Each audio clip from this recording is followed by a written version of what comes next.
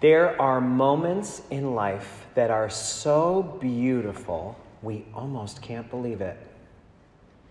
The birth of a child, falling in love, the first day of summer after a long school year. There are moments that are just exquisitely beautiful. And there are other moments in life where the doctor comes out with a look on their face. When we get a call in the middle of the night, when an unexpected moment turns more serious than we could have dreamed. There are so many highs on this journey, and there are so many lows. Maybe that's why it's been said that life is like a patchwork quilt, and it's got squares of joy, and it's got squares of sorrow. But they are all stitched together by love. One of the things that we mark tonight is those squares in that patchwork quilt of life that are so painful for us. One of the things that we always know is true, but can find it easy to forget, is that everyone we meet is struggling with losses. Every person we meet has lost someone that they cherished. Everybody we know has had heartbreaks of some sort, and they may not be ones that we know. It may not be something that's evident to us. But one of the things that's been so beautiful for us, having volunteers in our parish who work in a bereavement ministry, is that we get to see that those losses do not need to be wasted in just pain that's been felt and gone through. Our losses are like raw material that we can use to build something for someone else who's in pain. It is something we can use as a gift to make the world a better place. And one of the things that we do as a gift to those who are going through loss is we say to one another, it won't always be the way it is today. This too shall pass. It is unrealistic to think that you will ever get over certain things in life, and you wouldn't want to get over certain things in life. But it does help to have someone who has been through grief, someone who knows the valley of tears, to take us aside and say, I too have walked in this valley, and I will walk with you, and we will find our way through this. I'll never forget speaking with a woman in this parish here, St. Patrick's, who told me about living through some of the worst loss. She had lost a child, and she said, Father, it's an ocean of grief. You're in a grief so immense, it's like you're in the middle of an ocean, and you can't see land on either side. You're just bobbing. There's no land to be found. And that is a feeling that some of us, when we hear, shudder when we think about. Either because it brings back a memory of that feeling for ourselves, or because it's a reminder of how much our love makes us vulnerable. How much and how many people there are in our lives that we just can't bear to imagine living a day without. So tonight is a good night to talk about how we face our losses. Because there are some families here that are getting near the 1-year mark since the loss that they are marking tonight. And they may find that they're not in the exact same place that they were 11 or 12 months ago. And yet all of us, whether our losses are from years and years ago, from a distant part of our childhood, or whether we just came from being at a cemetery or a funeral home today, all of us have an opportunity to look at the ways that God brings healing into our life. I once heard someone who went through an incredible loss talk about something that a doctor had said to her that truly helped her. She said that the doctor looked at her and said, "You are a raw nerve, aren't you?" And she said, "I am. I just feel like a raw nerve." He said, "Let me tell you how nerves heal. One layer of skin at a time. The way a raw nerve heals is for us to grow just one layer of protection over that nerve. Just one. And then when we have that one layer, as thin as it might be, of resilience or of protection or of maybe a little bit of hope, once we have that layer, then we have a place where we can grow another. One layer at a time. So I'd like to speak tonight about a few of those layers, what it feels like to regrow layers over that raw nerve of loss. The first stage, the early times of regrowing that skin over those layers, is an opportunity for us to make very, very gentle and small goals for ourselves. One author has said that the first step of accepting reality is forgiving reality for being what it is. It's forgiving reality for being this way.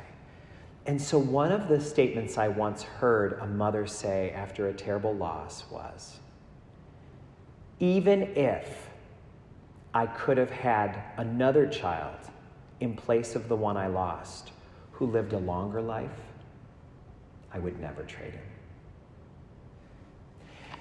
If the cost of having this person in my life was for them to not live quite as long as someone else might have, I still choose them all over again." If we could be able to say, even though I lost you, I choose you, though your life was shorter than I would have liked, than I would have chosen, I wouldn't trade you for someone with a longer life. I choose you. A simple statement like that can be the beginning of a layer of skin growing, the beginning of recognizing that we have so much to be grateful for, even in the midst of sorrow. Many people speak about the roller coaster of grief in those early stages, how there's good days and bad days. Or as one person said to me, "I have bad days and okay days," which feels accurate. And we have to be willing to forgive ourselves throughout the journey when we have a bad day. We can start to catastrophize it and think, this means I've lost all the progress I've made. I actually had a day where I felt a little lighter. I was able to go to work last week, or I was able to be a little more productive in the house, and now I'm having such a bad day. How did I lose all my progress? And anyone who works with those in grief, anyone who's been through grief knows it doesn't work like a straight line. It's not linear. There's good days and there's bad days. And the bad days don't mean that we've lost track of our progress. They don't mean anything at all other than they're a bad day. And the good days don't promise us that we'll never have a hard time again. But we have to accept that there are good days along the way and bad days. And that's how we start to set very modest goals for ourselves. Some of us have been through losses so difficult, we may not go to work again for a long time. And we have to be willing to be gentle and patient with ourselves to know how much we can do. There are people whose losses require them to rest a lot more than they would have at other times. There's people who have to spend a lot more time in bed than they would have.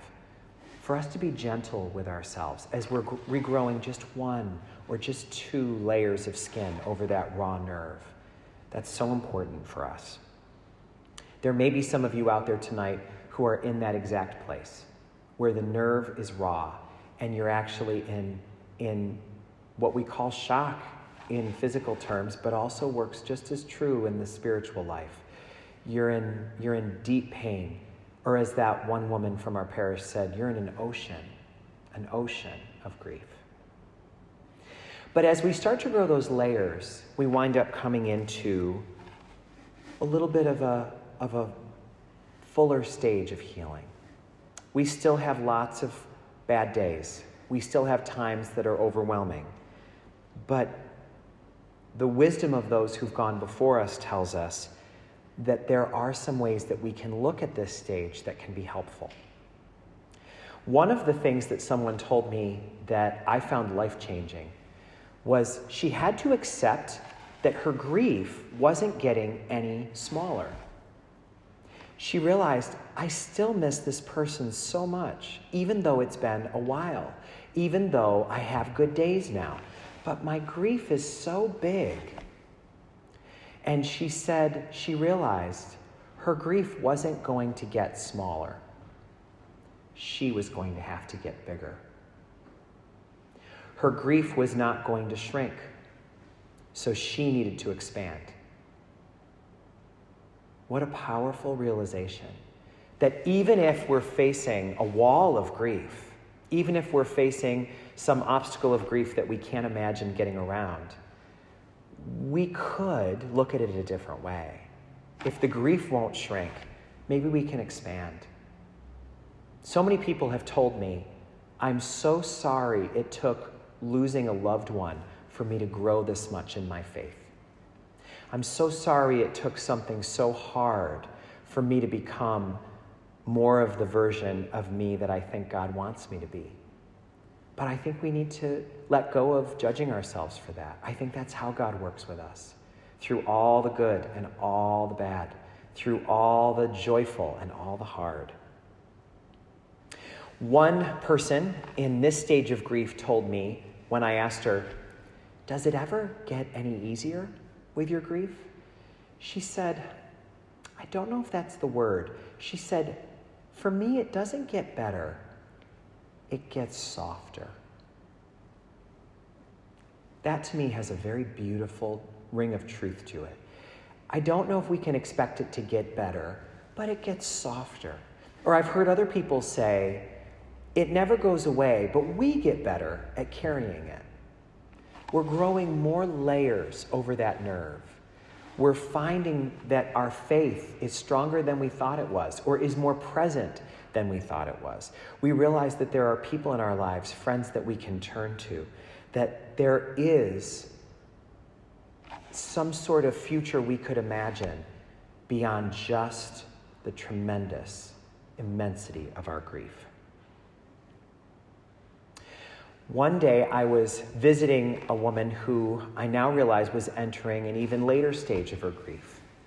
She had lost her husband, and it was about a year later now, and I was visiting her at the Pines, a local rehabilitation center where she was recovering from a broken hip.